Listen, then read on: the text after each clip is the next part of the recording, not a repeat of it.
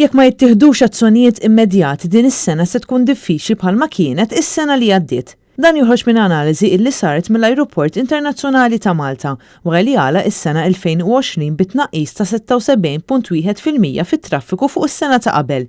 Dan ifisser li s-sena li għaddiet il-persuni li għaddew mill-ajruport ta' pajjiżna niżlu għal 1,748,000. Fatt illi juri kemm kienet kbira id-daqqa illi ħadan is-settur kawża tal-pandemija tal-COVID-19.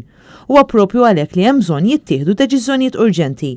Dak tal-2020 huwa l-aktar riżultat baxx li qatt ġie reġistrat minn meta l-Ajruport Internazzjonali ta' Malta ġie privatizzat fl-2002.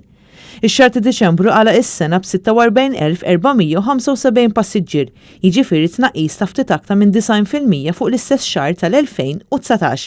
Jidher li din is-sitwazzjoni hija riflessa wkoll madwar l-Ewropa kollha, hekk kif numru kbir ta' ajruporti wkoll irrappurtaw tnaqqis. Skont sqarrija li ħarġet mill-Ajruport Internazzjonali ta' Malta, diversi organizzazzjonijiet internazzjonali li operaw fil-qasam tat-turiżmu u l-avjazzjoni qegħdin ibassru li wara bidu tas-sena qibes l-industrija tat-turiżmu tista' tistenna li tibda tara ħiel ta' ċaqliq mal-bidu tal-istaġun tas-sajf. Iżda sabiex dan iseħħ, il-kap eżekuttiv tal-Ajruport Internazzjonali ta' Malta Alan Borg qal huwa kruċjali li matul il-ġimgħat li ġejjin jittieħdu deċiżjonijiet li jippromovu aktar fiduċja fil-konsumatur.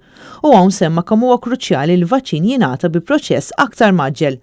Apparti dan huwa qal li minnu fih għandu jintlaħaq ftehim dwar ċertifikat diġitali ta' tilqim kontra l-COVID-19 li jkun komuni għall-Ewropa kollha. Dan għaliex ftehim bħal dan isarraf pass importanti lejn tneħħija gradwali ta' restrizzjonijiet fuq l-ivvjaġġar u rtieġa ta' testijiet u kwarantina.